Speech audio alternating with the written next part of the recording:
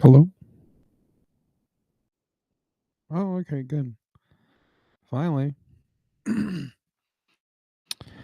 Let's see if we can get some more people in here. Blah, blah, blah, blah.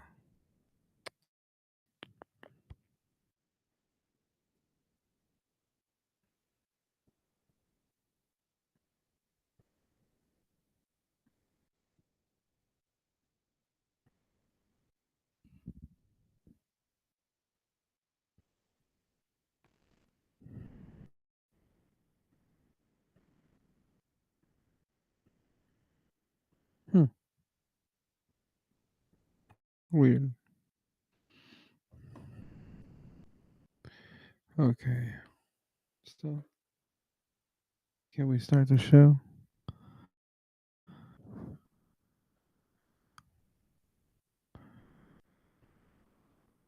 Let's see. Just waiting for a few more people to come in here. Okay, it finally shows them live. Okay.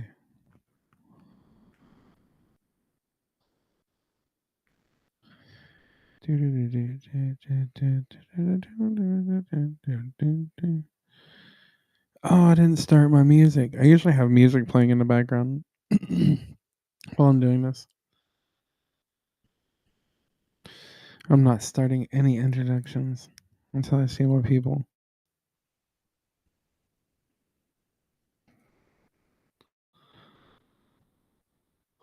I got someone hanging out.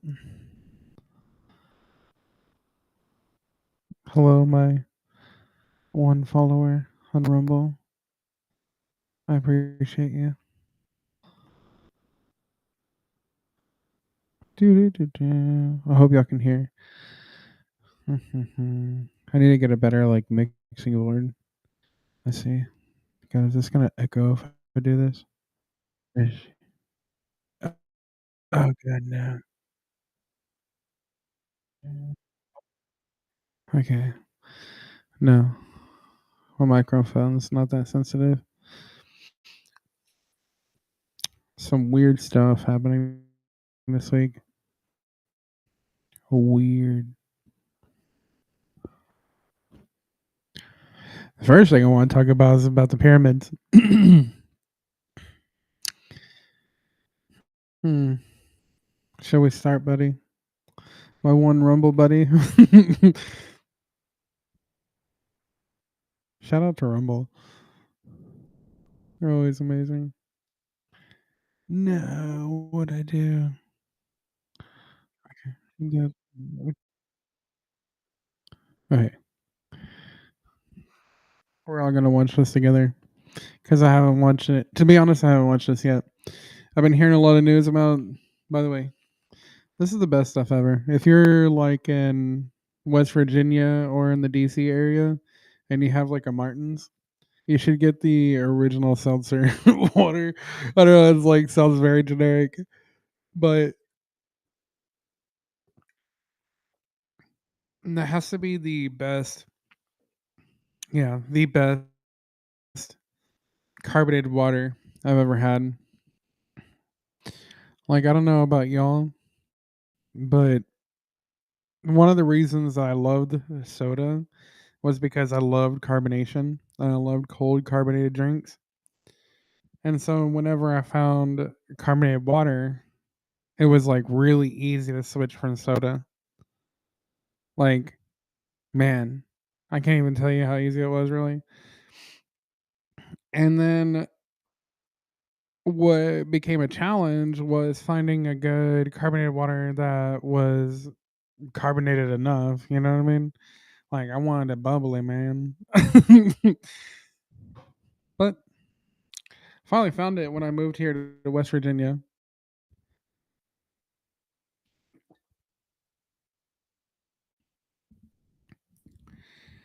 I was amazed.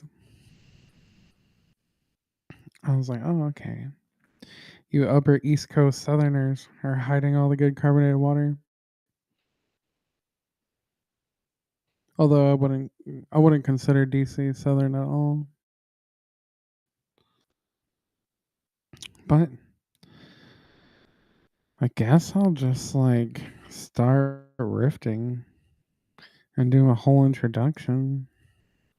Let me see if there's anybody here. I'm watching. Nope. Okay. So anyway, hi y'all. Welcome to Gnostic Revival, and thank you for coming to our Friday Hangout show. We do this every Friday, 6 p.m. nonstop.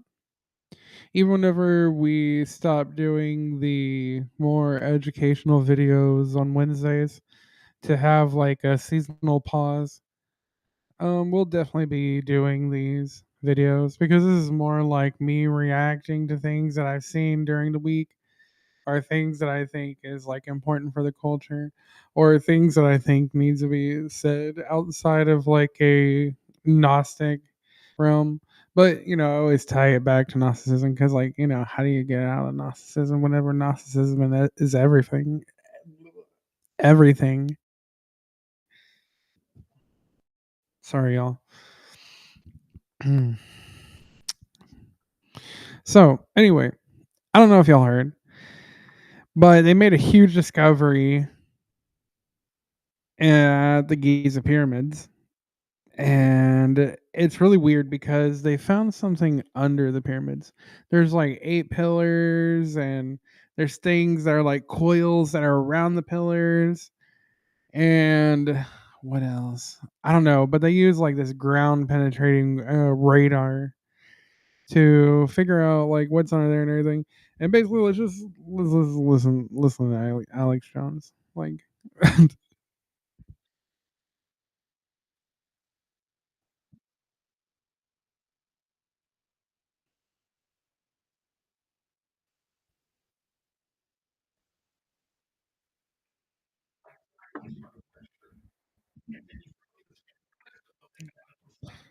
the Chinese architecture is new for me.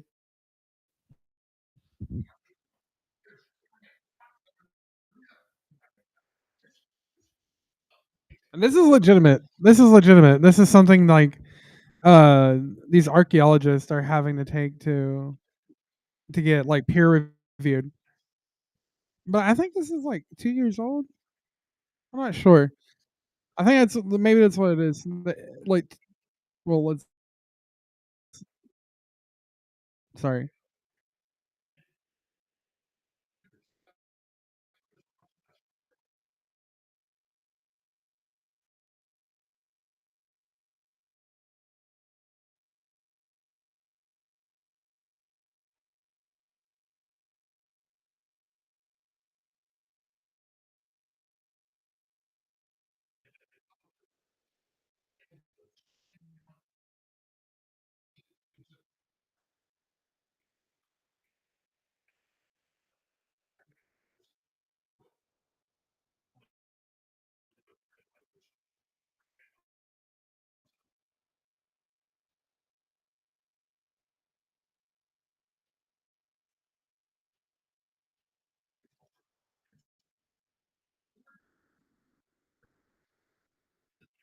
Yes.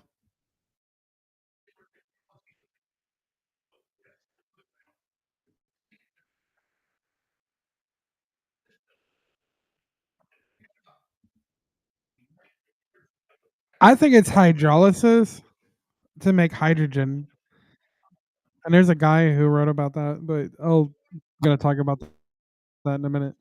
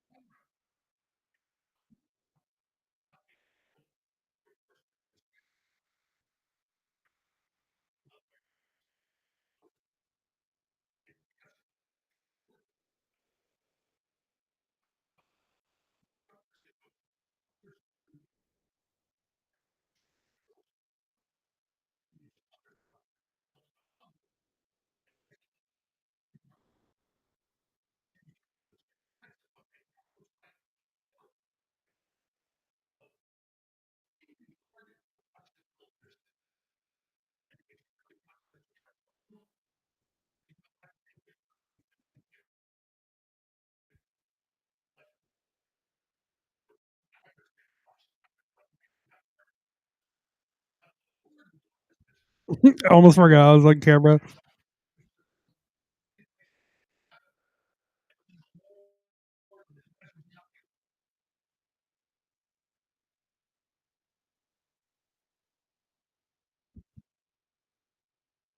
I love Alex Jones so much. He's so entertaining. Like, I get sucked in by him.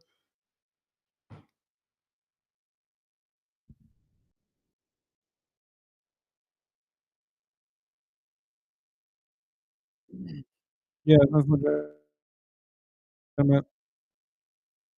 Shout out to Robert Zepper, by the way. Yeah, talking about reimagined history, like, that man is, like, uncovering the truth. Well, I mean, like, I think he knows the truth, and he's just, like, helping us see it, you know? Like, he's yeah.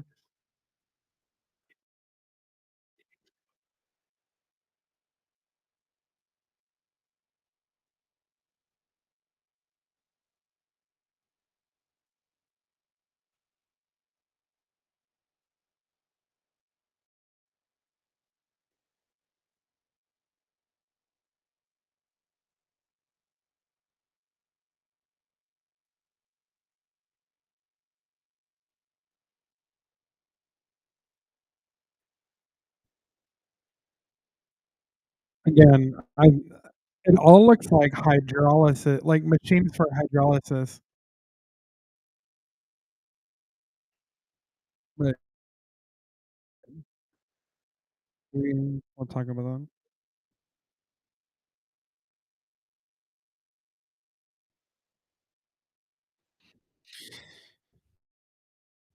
And you have to understand too, um, like, as they talk about this, be aware that, like, whenever the pyramid was being used and everything, it had to be in water. There had to be a lot of water or something like that. I remember whenever I was, like, going deep and diving into the pyramids and things like that, like, especially the Sphinx. The Sphinx was, like, super intriguing to me.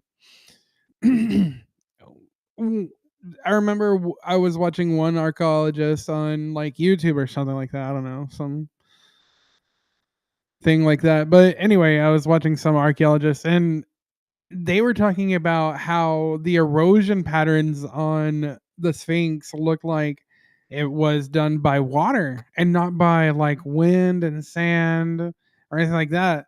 Like, it was more consistent with water. And I was like, "Okay, so that means that even the pyramids would have had to been, like, submerged to a point, right?" And so, like, I don't know if y'all have ever seen the pyramids. Hold on, let me try to pull up a picture of the pyramids real quick. I didn't think I was gonna stop in the middle of this to talk about that, but like I said, I'd never seen this video. But uh, what was I looking up? Oh yeah,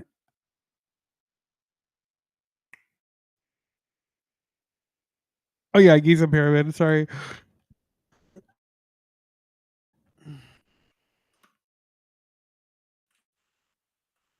I saw the swastika in my search history, and it just made me laugh because I was making a meme. Oh my god. Let me see. Yes. Okay. So if you notice, the pyramids, like, okay, so now from what I understand, when the pyramids were done, when they were their first created and everything, it didn't really have like a stair step type of thing. It was more like smooth, but because of like erosion and stuff like that, um, it doesn't have the like really smooth quality it used to have or whatever. I don't know, something like that. I'm not an archaeologist. I know nothing about building these things. Um, but what I found interesting is like, okay, so you know, that guy said, like, the Sphinx had to be, weathered by water, and I was like, "Okay, so, like, maybe that's what these holes are for." Because, like, I always looked at it and I was like, if the pyramids were smooth at one point and stuff like that, and, like, there's other ones like that. It's not like they, like, drilled into it. Like, some of these are drilled into, but, like, usually they do it closer to the bottom. I never usually seen, like, drill patterns like that. But yes, there's other pyramids that have, like, little openings like that, and I'm thinking, like, "Man, that's where the water comes in." So if the water was so high and that's where it comes in, that means, like, these mofos were, like, building things, like, underwater, or the water wasn't so high for a season, or maybe they were anticipating the water, I don't know. I mean, like, the whole thing about these pyramids are just, like, completely mysterious, and I love it. But where were we? Let's see. Yeah, there we go. Continue on with this.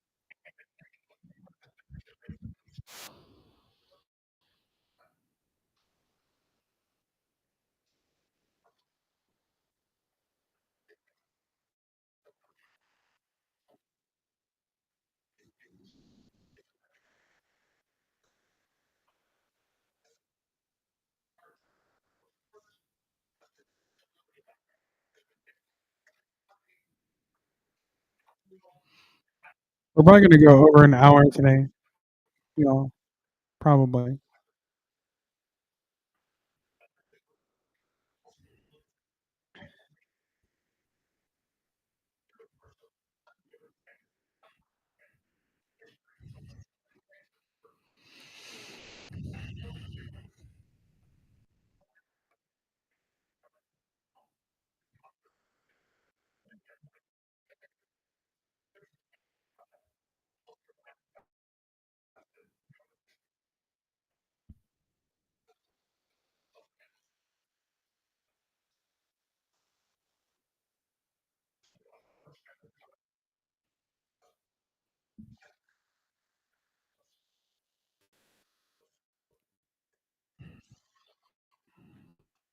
And Biden just letting it float above the United States.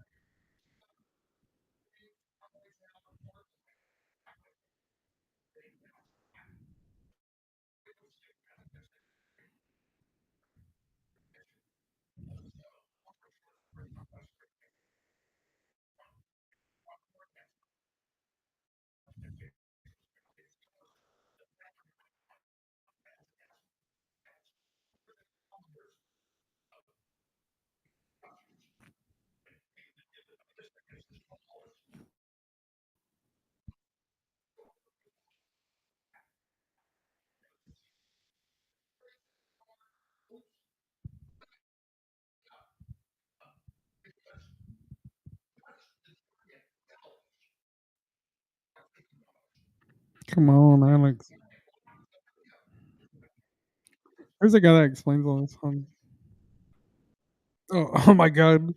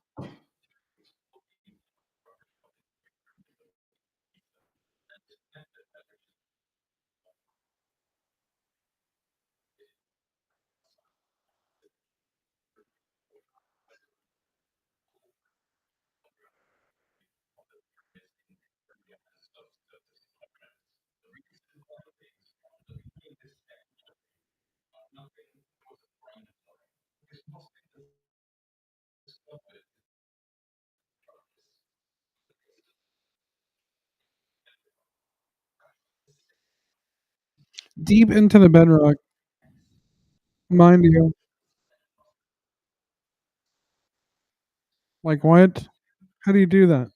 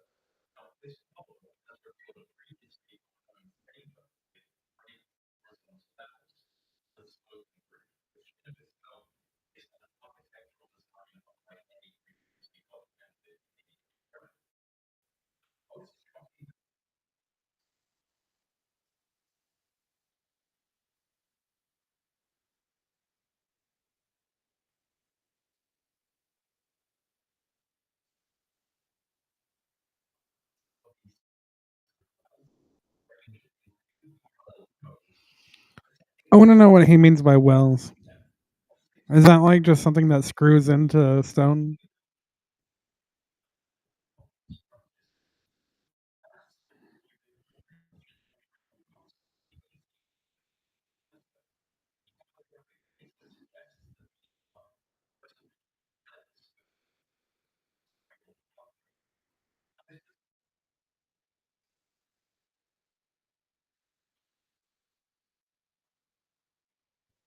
Yeah, okay.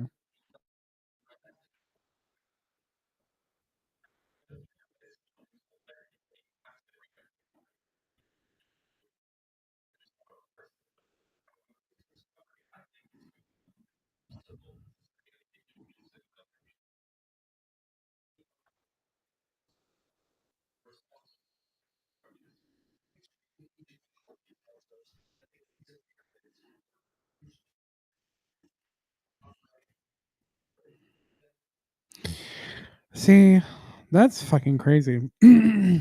And I'm like, I'm just so glad I'm like in this era where this technology can actually unveil these things because like this is things that I've like heard about since I was a child, like watching things on Discovery Channel, History Channel, reading books, what have you, watching videos. Like, being part of the secret society circuit, being part of a Hermetic Order of the Golden Dawn and the Rosicrucians. And they always said that like the pyramids were ancient technology and like each one had their idea about what it does. Both are pretty similar to each other really. Hermetic Order and Golden the Hermetic Order of the Golden Dawn and the Rosicrucians. They both think it's like this technology that like makes astral travel instantaneous. And like when you have the right harmonics going and ritualistic things going, then your soul can be shut out and you travel to like some alien world. Um or like when I say alien world, I'm saying that very broadly, by the way. I'm not talking about like aliens, but hey, it may be aliens. I don't know. Like because they do focus on things like Orion's belt and things of that nature. So hey, if you want to believe it's aliens, could be. I can see how. Uh, but what I find interesting is like how these things are like anchored into the ground. And I'm wondering if they're actually anchored. That's what I'm really thinking. Like is because like people have like this like mud flood theory and like things being buried and stuff like that. Again, like I said, the Sphinx itself looks like it was weathered by water. So who knows what the hell is really going on? See, but now that I think about it, I really don't think like the pyramids were buried by what people think of as like mud flood. Like maybe the pyramids were built post mud flood, or maybe the pyramids weren't as affected by mud flood. Who knows? Whatever. But I don't think like that's why the mm, well, maybe I do actually, because like I'm gonna I'm gonna show this like discussion I had with Grok, and because I have like like I'm saying, I'm talking about this theory that I have, like things like being underwater and stuff like that. Like I really think like this has something to do with like electrolysis, and I don't know necessarily what the electrolysis is for, but Grok ties it to another theory of like a guy who wrote a book in 1998. So like I go in and I ask Grok, I'm like, hey, were the Giza pyramids surrounded by water? And if so, was it fresh or salt water? And it tells me like, there was water closer and stuff like that. And then I was like, okay, so you're closer to water, or the water was closer and it was more green, there had to be aquifers. So I was like, are there aquifers under the pyramids? And so it gives this whole spiel about how there's like not any signs. Well, there's definitely not any aquifers now because like, duh, it's a desert now. Like, like, well, I mean, then again, like there is like, there might be water under the ground, like in a desert in some places. Like, don't get me wrong with that. But particularly with the Giza pyramid, no, they're supposedly not. Um, and so we go into that, and then okay, like here's where it gets kind of good. Okay, I said, and like I told Grok, I was like, okay, I'm asking in relation to the new findings of the Giza pyramid. I was thinking electricity, or maybe oh, I was thinking it was for electricity, or maybe like large scale electrolysis was going on. And it goes like, your question ties into some fascinating recent discoveries, blah blah blah.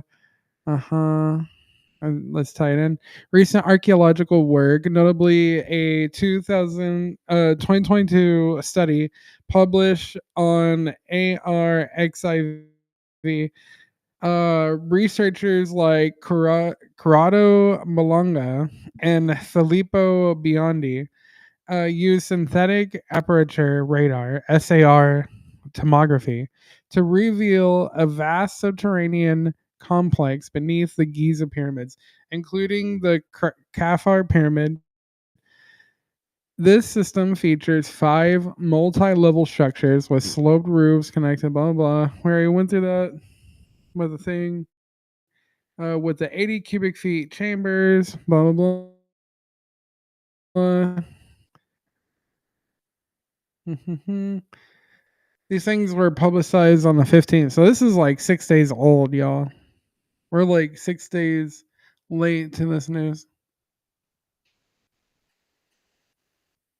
Okay, now here's where you go. It says, now your idea about electricity or electrolysis aligns with alternative theories, which like duh, like I didn't like get this out of a vacuum. Like I've heard this before. Like not the electrolysis part. Not the electrolysis part, but the electricity part. Definitely heard that way too many times to even try to claim that. Uh Anyway, alternative theories like those of engineer Christopher Dunn, who in his book in 1998, The Giza Power Plant, proposed that the Great Pyramid was a machine harnessing energy. Dunn suggested the pyramid could convert seismic vibrations into electrical power using its chambers and shafts as components of a resonance system. The newly discovered deep wells and chambers could theoretically fit into this framework, perhaps as conduits or resonators amplifying natural energies like sound or earth vibrations into. Now, on the electrolysis angle, it says Dunn and others have speculated that the pyramid's internal setup, particularly the Queen's Chamber, uh, where salt incrustations were once noted, might have facilitated a chemical process. The idea is that two chemicals, possibly poured down the shafts, could have mixed to produce hydrogen gas via electrolysis, which then interacted with the pyramid structure to generate energy. The subterranean features, including water bearing limestone aquifers beneath the Giza Plateau, could support this. Aquifers can conduct electricity, physioelectricity, due to water flow, and the pyramid's granite components are excellent conductors. The deep wells might have tapped into this groundwater, channeling it or its energy upward. And so it goes into more research. A 2018 study by ITMO university researchers adds another layer showing that the Great Pyramid can focus electromagnetic energy like radio waves into the chambers. Oh, wow. I didn't even hear about this in 2018. I mean, like I've always heard the pyramids have electromagnetic nature. Like I have a whole book on it. Like hold on. Let me like hold on. Give me a second, y'all. Watch some more Alex Jones while I'm gone.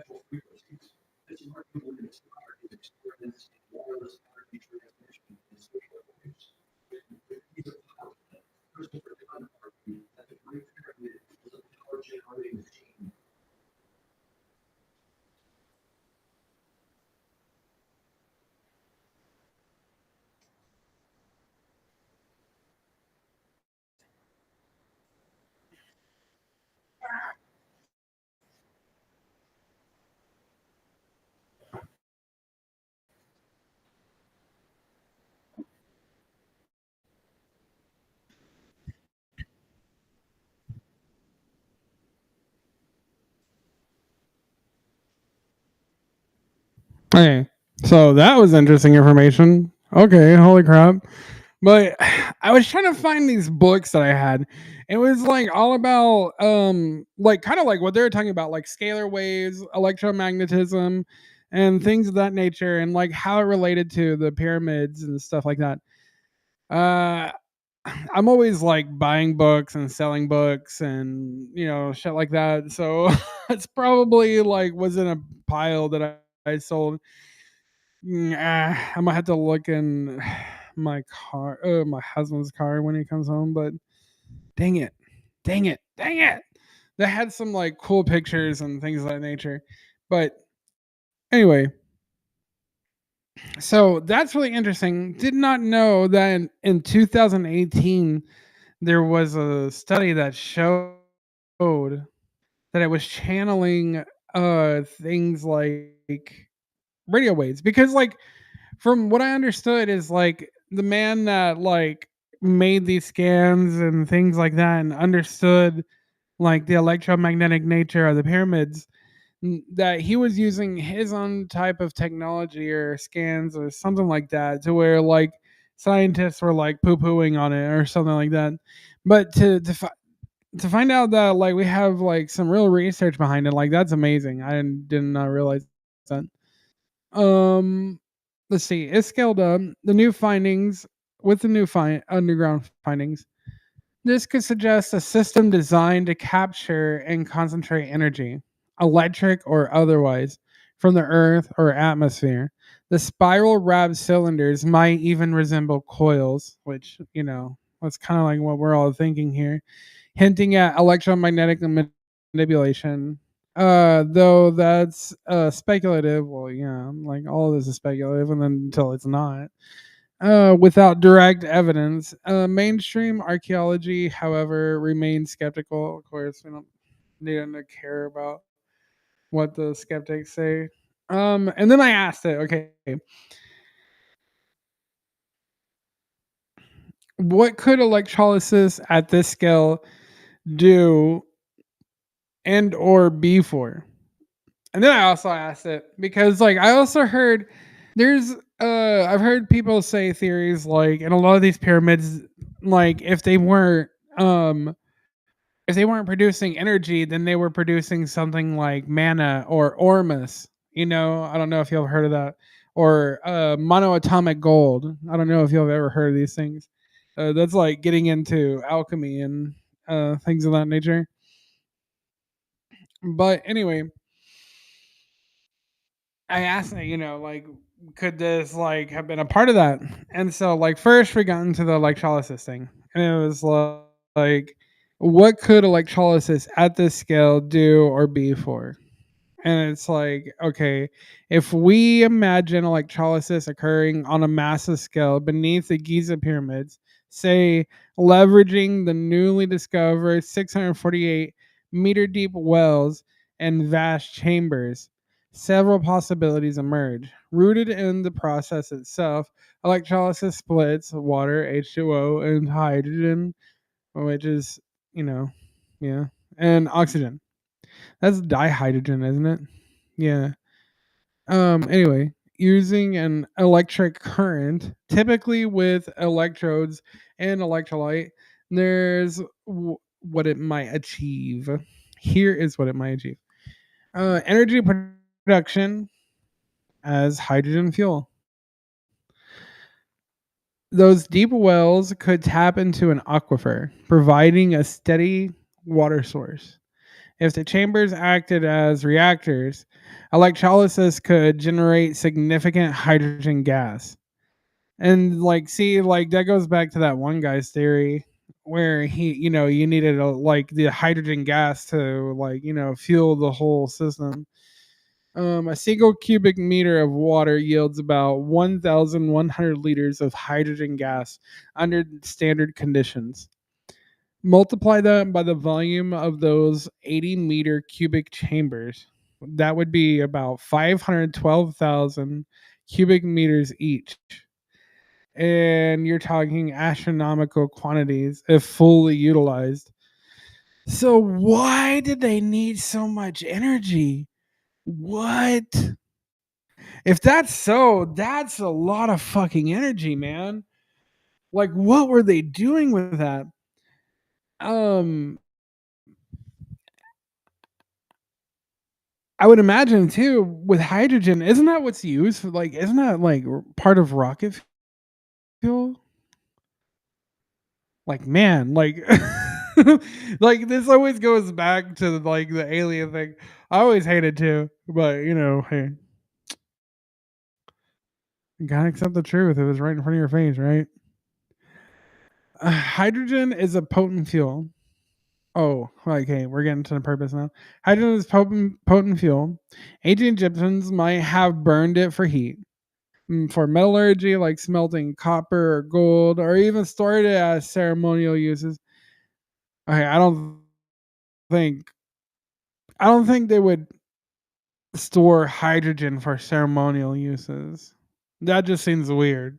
Like if you know how to create fucking hydrogen and you're using it for fuel, I don't think you're holding it for ceremonial uses. Unless like maybe like people need to go back to the Egyptian pantheon and like refigure some of these gods and like what they really represent. Like maybe Horus is like hydrogen. Who the hell knows? Oh my god. But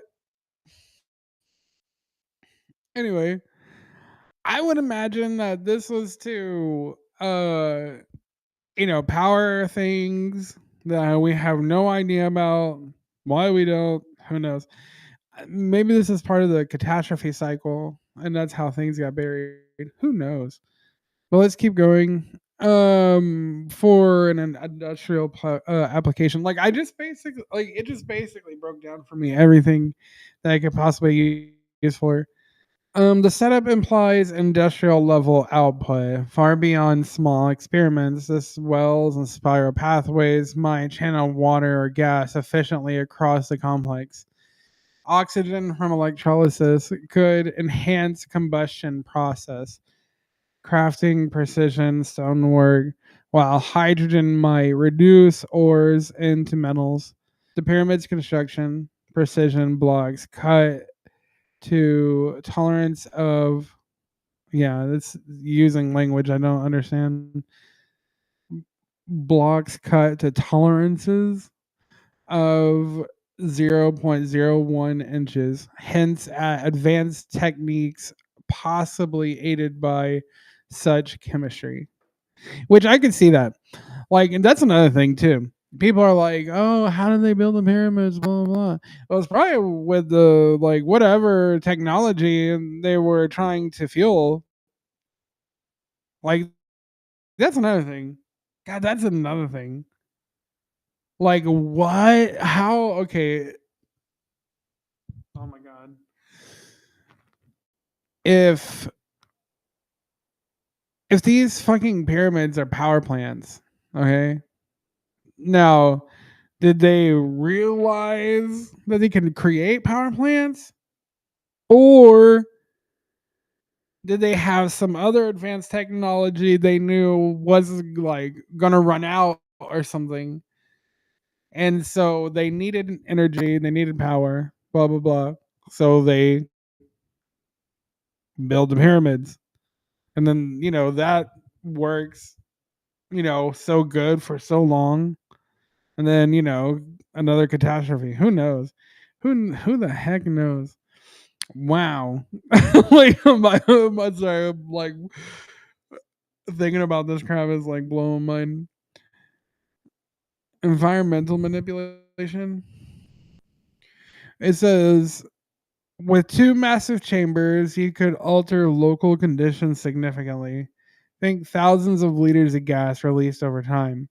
Releasing oxygen might purify air in underground spaces or support workers in confined areas. Oh. So Grok is like hypothesizing here that through the electrolysis, separating the hydrogen from the oxygen, they're instead of like and using the oxygen gas as like an industrial thing, like to make heating processes stronger, blah blah blah. It's gonna use the oxygen for underground things to create sort of like an underground environment so people can you know, exist down there better so they can like work longer, I guess. Or maybe people were living down there. I don't know. I highly doubt anybody was living down there. Like this totally looks like a machine. So my thought is like if that's true, releasing the oxygen down, it's obviously to help with workers. Speculative tech. Electricity amplification. The granite, working as a good conductor, like it said before, a limestone as an insulator in the pyramid, combined with aquifer fed electrolysis, could theoretically sustain a continuous reaction. From fringe ideas like blah, blah, blah, we already talked about that. Okay, so, but like, we don't even know if there's like, was an aquifer down there. Okay, so like, but we're going to get down to that further down, but here we go into like into Ormus and stuff like that, and basically, Grok goes into detail and everything, but Grok basically ends up telling me like you can't you can't make ormus from electrolysis. I was like, oh, okay. uh, and like like who knows actually though. Like I have to say, like maybe I should have like pushed back on Grok a little and said, "You don't know that, Grok. You don't know."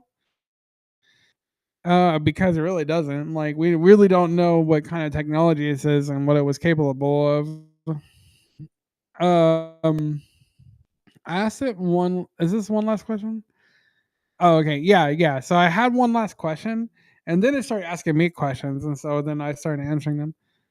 But anyway, it was like, I mean, I was like, if any of this was possible and there is no natural aquifer, what evidence would we need for a collapse in a natural or even a man-made aquifer? So now I'm like looking for evidence because like my thoughts were like, if my theory is going to be correct and there was an aquifer and there's like there's basically obvious signs that there's no aquifer now because it's all dried up down there and things of that nature. I was like, what would it be like if there was an aquifer? Like, what would it be like if it would collapse and empty now? What would it look like? Like, what kind of signs do I need? I want to know. Anyway, um, and it says that it basically says like, well, first let's get into the evidence that maybe if there could have even been an aquifer, and it says yes. Basically, it says back in that time period there could have been an aquifer because like there's like all these things that show that it would have hold water really well, and there's water in this place. Kind of like what we talked about out there earlier, and it says that there is signs that there is like certain spuds that look like holes or some shit like that. Anyway, what was the most interesting part? No, let's just go into it. uh so what we're going to be looking for is something called fractured strata, and like I think that's strata is like the levels of dirt. Like whenever you're looking at like a geological thing and you see like the levels of earth and stuff. uh yeah, that's the strata, if I'm not mistaken. But anyway, it says core samples or seismic imaging showing broken limestone layers, Mokatum Formation under the plateau with signs of compression and subsidence where water once flowed. Now, obviously, I'm not going to be looking for these things, right? Because like I have no idea what these things are talking about. Okay, but I I am reading and learning as much as I possibly can because like I'm going to be listening for these certain words and these certain things because man, if this is true, like who like I said, who knows what the hell these things are? It's just absolutely mind blowing. I want to go into more things now and like kind of move away from this because like obviously like we're gonna be waiting for more news on this, and we kind of go into the like conspiracy with the grog. Like we go like yeah, I think they're covering it up, like not that anyone buried it on purpose, but like time buried it with catastrophes, and then like elitists like covered it up. But anyway, I wanted to go into some other things that I also had lined up. Oh no, that's my list. Like, what am I thinking of?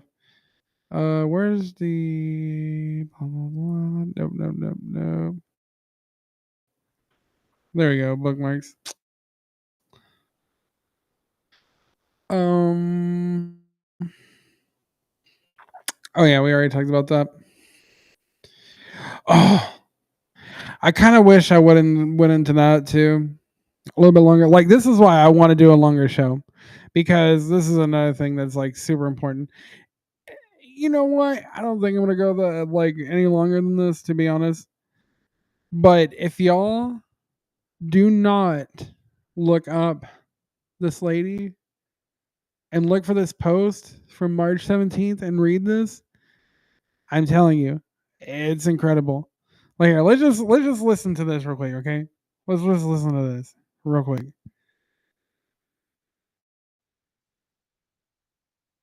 Hold on, hold on.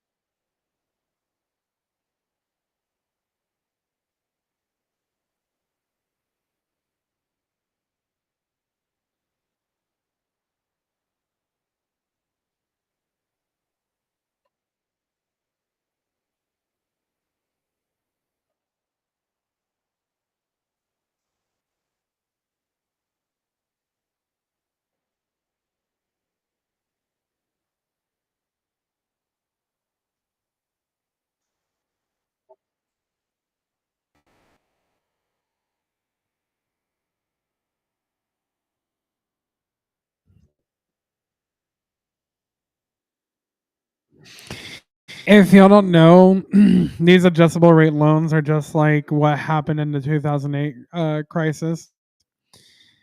Um, well, they're it's similar. It's similar stuff. They took basically, from what I understand, is like they took equity or they took the debt and then they packaged it and then they sold that stock, kind of like an Enron thing. And then they put it like they're like selling all this bad debt and making money off of this bad debt, but because of like the inflation and things like that and the raising of the interest rates, it has made it to where this bad debt can't make any more money, and then they start losing money, and so these certain things start selling off and blah blah blah, and so now you basically have you basically have oh my god, stupid reminder, it's throwing me off. Sorry, y'all. Okay. Anyway, yeah, now that this debt is going bad, the stores are now collapsing. Even though technically these stores are doing absolutely fine, their sales are good. It's like over 90% profitable. Um, they're going to have to shut down because the people that own them are going bankrupt.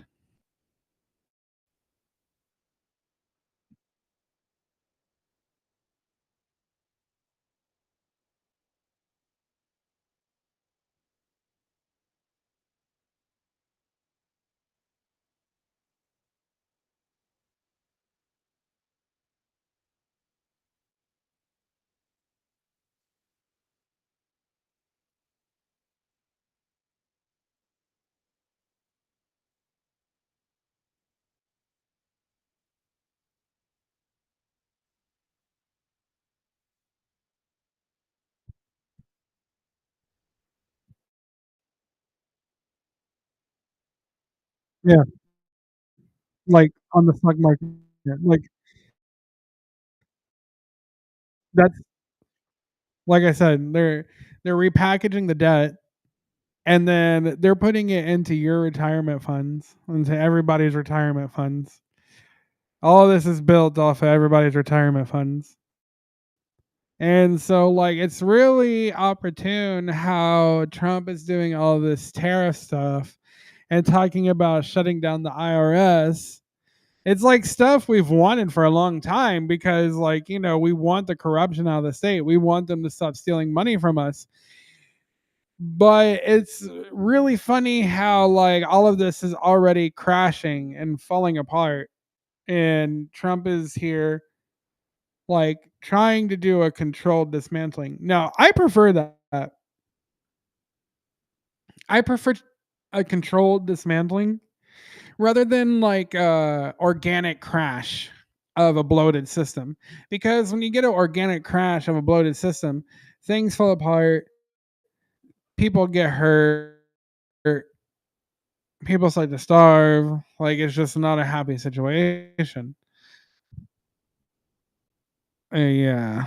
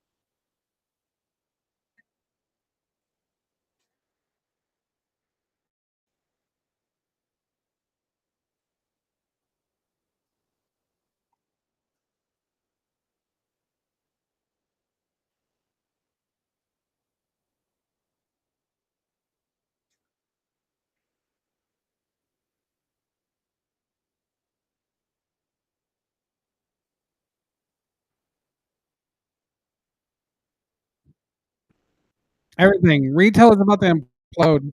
Retail is about to completely implode. I don't know who's gonna own this shit. Like it's gonna be weird.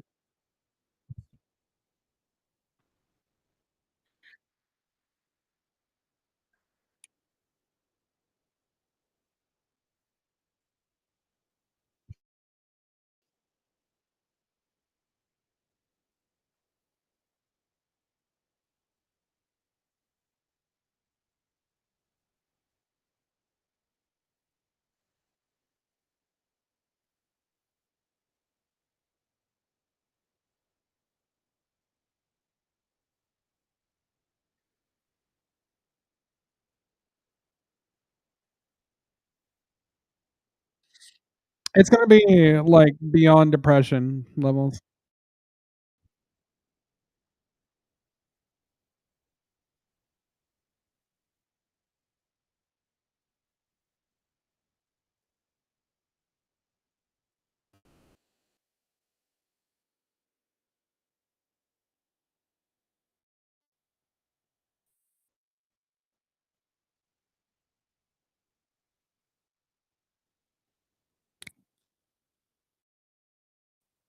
That's horrifying.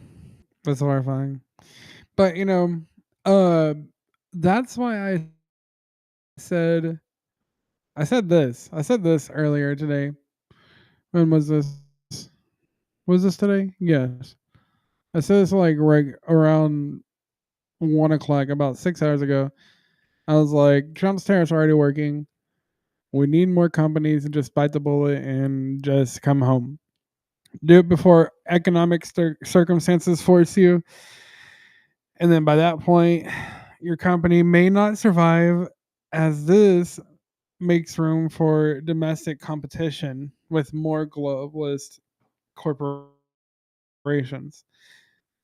Basically, what I'm saying is like they need to, if they want to, like their companies to survive, they need to hurry up and like come back home because like once things start imploding, people will be more competitive. Things will be more competitive.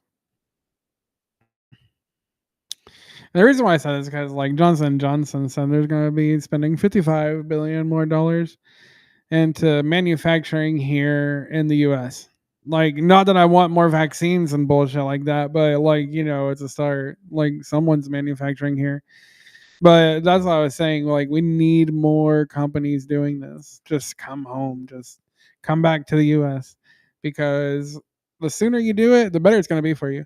Because whenever retail finally starts really imploding and shit like that, people's capital is going to be like drying up. There's going to be lawsuits, things like that. The lawsuits are going to be huge because, like look what happened to Enron and things like that. But to who was it again? To Tiffany's point, they kind of have us in a bind because, like, we retaliate if we try to retaliate. Like that's our grandparents, blah blah. But I think it's kind of bullshit. I think it's kind of bullshit. Like, isn't this like the kind of the same excuse like people use for COVID? Like, you got to take the shot because you got to save grandma and grandpa. Um, all of this is about saving the children. All of this is about making a better world for the kids.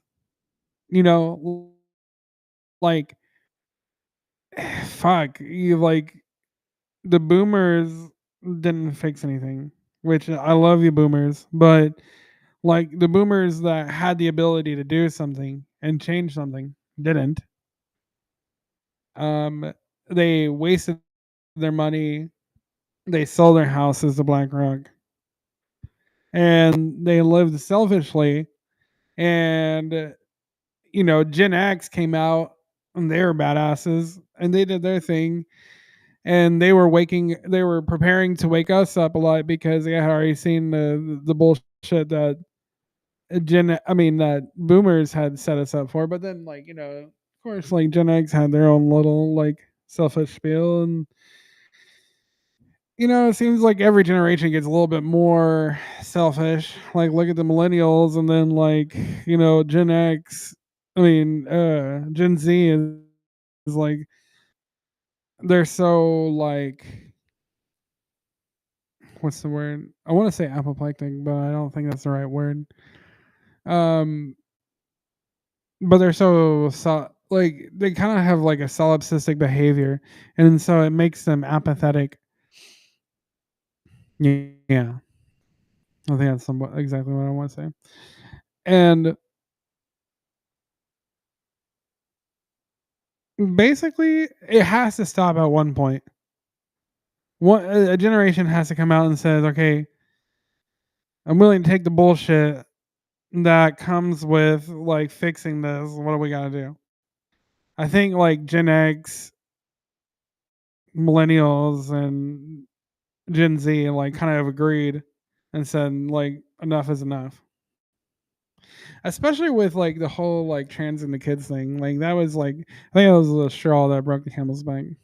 But before I keep on going on and ranting about nothing, I'm gonna call it a night, guys. I hope y'all have a great weekend.